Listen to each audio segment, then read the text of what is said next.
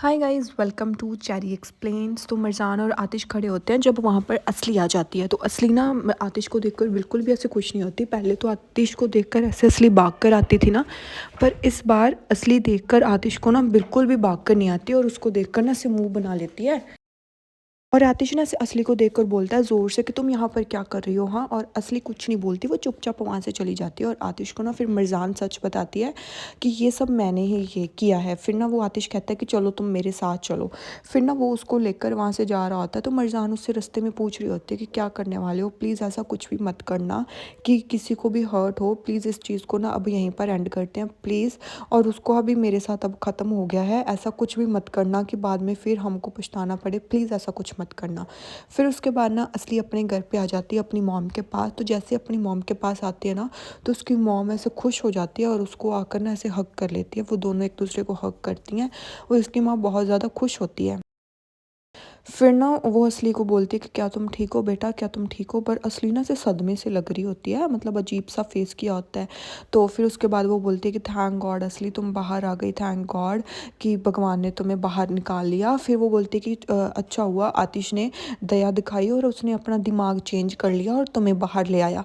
Thank God मेरा जो भी मैंने उससे उसके साथ बात की थी वो सब बातों ने उसका माइंड है ना जो लाइक चेंज हो गया। और जो भी इतना कुछ मैंने कहा उसने मेरे बारे में सोचा, अपनी माँ समझा मुझे और तुम्हें बाहर निकाल लिया। और वो फुल खुश होती है। तो असली बोलती है कि नहीं माँ, ऐसा कुछ नहीं है। और वो ना बहुत अजीब से मतलब मुंह से बोलती है कि मुझे आतिश ने नहीं निकाला, मुझे ना मरजान ने बाहर निकाला है।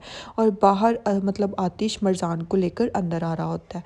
तो इतना सुनते ही ना मतलब जो आतिश की मॉम है, असली की मॉम है, वो शॉक हो जाती है कि व्हाट, लाइक आतिश ने तुम्हें बाहर नहीं निकाला, मरजान ने तुम्हें बाहर निकाला है। तो तभी पीछे से आ जाते हैं आतिश और मरजान। तो आतिश ना पीछे से बोलता है कि हाँ मरजान ने ये किया है, मरजान ने इसे बाहर निकाला है। स्टिल तुमने मरजान के साथ क्या कुछ किया, स्टिल मरजान ने तुम्हारी हेल्प की। इतना सुनती ना भाई असली का ऐसे पारा ऊपर हो जाता है। वो बोलता है कि पर इतना इनफ नहीं है, तुम ये मत सोचना कि 2 दिन तुम जेल गई और तुम्हारा काम ख़त्म नहीं।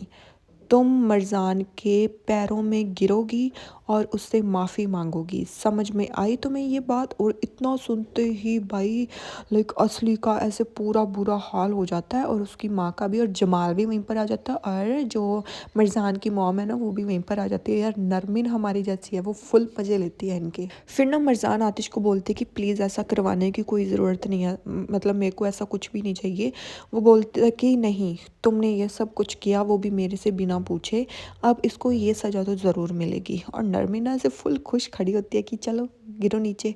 फिर वो बोलती है कि अगर असली तुमने मरजान से माफ़ी नहीं मांगी, मैं लास्ट टाइम बोल रहा हूँ, अगर तुमने इससे माफ़ी नहीं मांगी तो जो भी मैंने तुम्हारे साथ किया था और जो भी मतलब मेरे पास पावर है मैं वो सब यूज़ करूँगा और तुम्हें जेल में मैं वापस से भेज दूँगा। समझ में आई मेरी बात। तो ना फिर मतलब जो वो असली की मॉम है ना वो बोलती कि आतिश, तो वो बोलता है कि माँ मैं जो कह रहा हूँ वो मैं सच कह रहा हूँ, इसको माफ़ी मांगनी पड़ेगी। अगर ये माफ़ी नहीं मांगेगी तो ये वापस जेल में जाएगी और जो मैंने कह दिया वो मेरा फाइनल वर्ड है। ब्रावो, मस्त बंदा है भाई तू। फिर उसके बाद ना मरजान वहीं पर खड़ी होती है और असली का तो ऐसे फुल मुंह बना होता है और वो फुल गुस्से में होती है। भाई ये पक्का बदला लेगी, अब ये आतिश को नफरत करने लग जाएगी, आई एम सो % श्योर। फिर जमाल भी वहीं पर खड़ा होता है और उसको कोई फ़र्क नहीं पड़ रहा होता लाइक असली से। और मरजान थोड़ी सी ऑकवर्ड फील कर रही होती है। फिर ना वो फिर से ऐसे चिल्लाता है कि मतलब या तो आपकी बेटी यहाँ पर घुटने टेकेगी और मरजान से माफ़ी मांगेगी, वरना ये फिर से बैक जेल में जाएगी। और ये तो मत सोचना कि ये मैं कर नहीं सकता, ये मैं मरजान के बिना भी कर सकता हूँ। अगर मरजान नहीं भी चाहेगी तब भी मैं तुम्हें जेल भेज सकता हूँ। ये बात हमेशा मेरी याद रखना असली। और ना फिर असली की मॉम असली को बोलती है कि चलो बेटा तुम माफ़ी मांग लो जाओ। तो असली फिर ऐसे फुल ऐसे आती है और ना उसके सामने आकर बोल देती है लाइक सॉरी। तो फिर ना वो अपनी माँ की तरफ देखती है तो उसकी माँ उसको फिर से टच कर लेती है कि ऐसे नहीं बेटा। वो फिर से वहीं पर खड़ी रहती है और हिलती भी नहीं है और फिर वहीं से बोल देती है आई एम सॉरी। तो मरजान ना उसकी तरफ ऐसे देखती भी नहीं है, वो ऐसे नीचे देखने लग जाती है। फिर उसके बाद ना जो आतिश है वो बोलता है कि लाइक नीचे बैठो और उससे माफ़ी मांगो। तो असली फिर ऐसे फुल गुस्से में होती है कि इस आदमी का मैं क्या करूँ। फिर उसके बाद ना मरजान उसको फिर से बोलती है कि मत करो, वो बोलता है कि मरजान।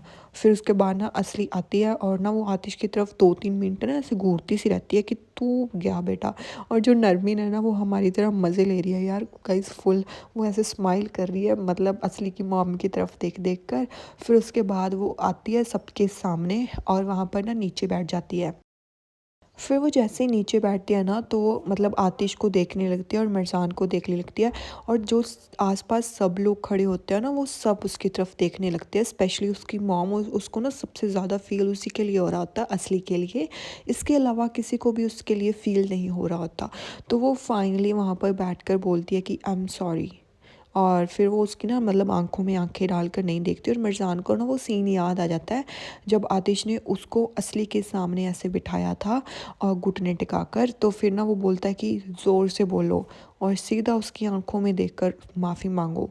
तो फिर ना वो बहुत ज़्यादा ऐसे मतलब फिर उसकी तरफ ऐसे गुस्से में देखती है कि तू तो गया। फिर वो बोलती है कि आई एम सॉरी। तो फिर वो बोलता है कि सुनाई नहीं दिया हम लोगों को।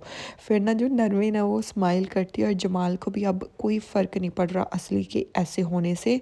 और असली फिर उसकी तरफ ऐसे देखती है और वो फिर से ऐसे ज़ोर से बोलती है कि I am sorry, I am sorry, I am sorry. फिर ना मतलब जो मरजान है ना वो भी उसकी तरफ ऐसे देखने लगती है।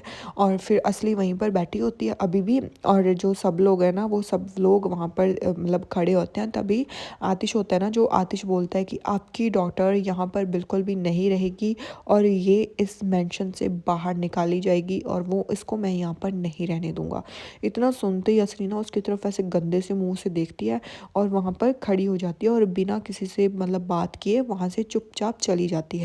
जो फिर उसकी मॉम है ना वो भी उसके पीछे पीछे चली जाती है और वो सब लोग लाइक वहाँ से चले जाते हैं। फिर रह जाते हैं वहाँ पर मिर्ज़ान और आतिश। तो मरजान बीइंग इनोसेंट, आतिश तुम्हें ये करने की ज़रूरत नहीं थी, तुम्हें ऐसा नहीं करना चाहिए था, ये ज़रूरी नहीं था, तुम्हें इस टाइम तो ये कभी भी करना नहीं चाहिए था। वो बोलता है कि ये ज़रूरी था मरजान, मैंने तुम्हें कहा ना ये ज़रूरी था। अपॉलोजी, वो बोलते हैं कि अपॉलोजी मतलब माफ़ी मांगने की, मतलब जब हम दिल से माफ़ी ना मांगे ना तब तक उस माफ़ी को हम कंसिडर नहीं कर सकते। वो बोलता है कि तुम्हें इतना ईजी लगता है कि वो कभी अपने दिल से माफ़ी मांगेंगी। और मैं अभी भी उसके साथ भला कर रहा हूँ कि वो अभी भी इस लाइक इस मेंशन में ही वापस आ गई। मैं जो मतलब सिर्फ माँ की वजह से चुप हूँ, बट तुम फिक्र मत करना, मैं उसको जल्द से जल्द यहाँ से बाहर निकाल दूँगा। अगर माँ ना होती तो उसको मैं इस मेंशन में घुसने भी नहीं देता और अब तक सब चीज़ें उसके लिए डिफरेंट होनी थी और उसको तो फिर मैंने बताना था।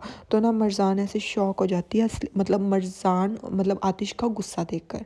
तो वो बोलती कि चलो कोई बात नहीं, अब छोड़ो इन बातों को। और फिर ना आतिश उसकी तरफ ऐसे देखने लगता है। तो फिर ना वो बोलती है कि चलो इस सब्जेक्ट को ना और इसी काम को यहीं पर छोड़ देते हैं, अब इस चीज़ को हम ज़्यादा एग्जैगरेट नहीं करेंगे। तो वो फिर उसकी तरफ ऐसे देखता है तो मरजाना थोड़ी ऑकवर्ड सी हो रही होती है कुछ बोलने के लिए और वो आतिश ना उसकी तरफ ऐसे देखता रहता है कि ये क्या बात करना चाहती है। वो बोलती है कि मुझे लगता है ना कि अब वो टाइम आ गया है। तो आतिश समझ जाता है कि ये किस टाइम की बात कर रही है। तो आतिश बोलता है कि और वो कुछ नहीं बोलता और बोलता है कि मैं तुम्हारा बाहर वेट कर रहा हूँ, लेट्स गो। और इतना कहकर वो वहाँ से चला जाता है और मरजाना वहाँ पर अकेली रह जाती है और बोलती है कि चलो अब सारी चीज़ें एंड कर देते हैं, जो भी चीज़ें थी अब यहीं पर ख़त्म हो जाएगी। और वो बहुत ज़्यादा अपसेट होती है और आतिश के पीछे चल पड़ती है और यहीं पर ये एपिसोड एंड हो जाता है।